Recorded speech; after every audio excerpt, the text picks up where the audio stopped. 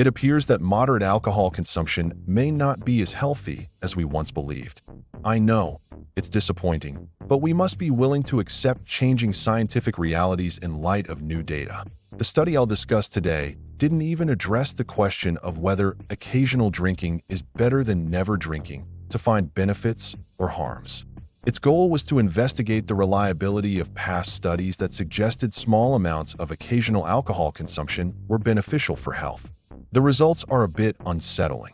When most people think of alcohol, they think of terrible diseases like alcoholism and cirrhosis, or the catastrophes resulting from drunk driving. But for the average person, alcohol is often just a social drink that promotes bonding among friends. Not everyone who consumes alcohol is an alcoholic.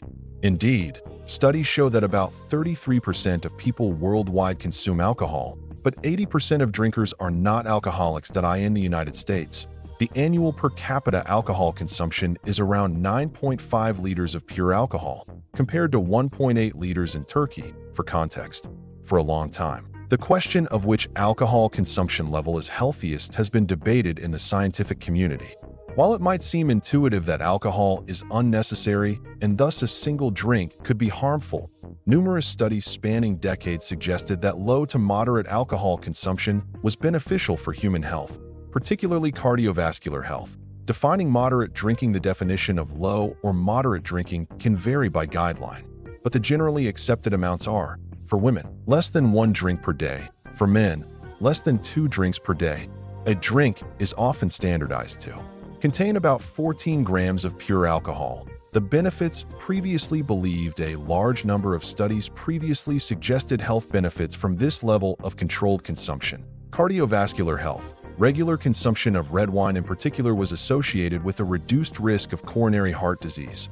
This was attributed to antioxidants like resveratrol and flavonoids found in red wine.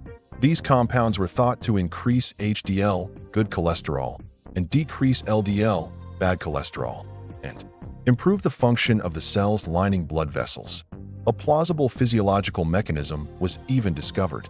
However, these same antioxidants can be obtained by eating grapes or other foods. Resveratrol also has an anti-inflammatory effect by suppressing inflammation-causing enzymes and cytokines, which could offer protection against diseases like heart disease, diabetes, obesity, and Alzheimer's, which are linked to chronic inflammation. The French paradox. There's a concept in nutritional science called the French paradox. French people consume more saturated fats than other nations, but have lower rates of coronary heart disease. One element thought to solve this paradox was the relatively high red wine consumption in France, type 2 diabetes. Other studies suggested that controlled consumption of wine or beer during meals could be a tool in fighting type 2 diabetes. The mechanism was thought to be that ethanol, alcohol, is broken down into acetate in the liver. Acetate then lowers the ratio of free fatty acids in the blood, reducing fat in the liver. A less fatty liver increases insulin sensitivity in muscle and fat tissue, improving the body's ability to control blood sugar. Longevity. Some findings even suggested that moderate drinkers had longer, healthier lives. The idea that a grandparent who drank a couple of glasses of whiskey daily lived to a very old age. The new scientific challenge, however, these findings must be viewed with caution due to the difficulty of separating confounding factors. For example, people who drink wine regularly may also be more inclined to exercise regularly, making it difficult to separate the benefits of exercise from the potential effects of wine. A research team in Canada published a study in the Journal of Studies on Alcohol and Drugs that directly challenged the idea that alcohol drinkers live longer and healthier lives. Analysis of past studies. They analyzed 107 different studies, covering nearly 5 million people, that linked alcohol consumption, habits to longevity, identification of a systemic error, bias. They found that most of the 107 articles compared drinkers to people who abstained from alcohol or drank very little. Previous researchers failed to look at why the abstainers were not drinking. The sick quitter effect. The researchers discovered a significant fraction of the non-drinking participants were abstainers because they already had poor health. That is, people were abstaining because they were already sick, and they were classified as non-drinkers in the studies. Skewed results. This is a major issue. If the non-drinking group is already sicker, the drinking group will appear much healthier than they are in reality. This systematic error led to the majority of studies showing a positive effect of alcohol on lifespan and health. The disappearance of the J-curve when the researchers eliminated this confounding factor, the sick quitters.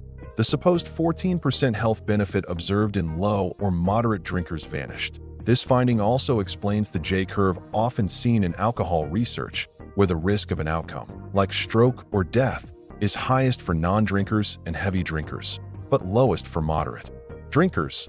The new conclusion: once the confounding factors from the non-drinking group were removed, the J-curve disappeared.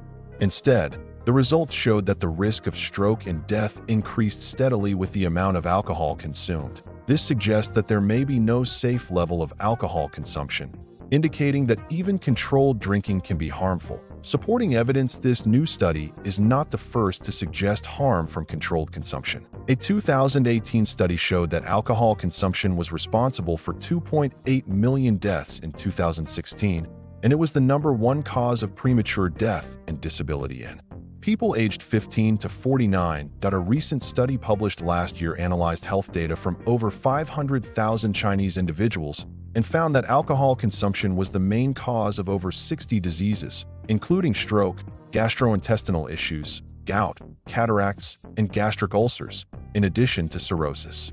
These studies were unable to identify a level of alcohol consumption that is healthy. It is important to remember that science often does not change based on a single paper, but through the consistent accumulation of studies, discussion at scientific conferences, and comprehensive reviews of the literature.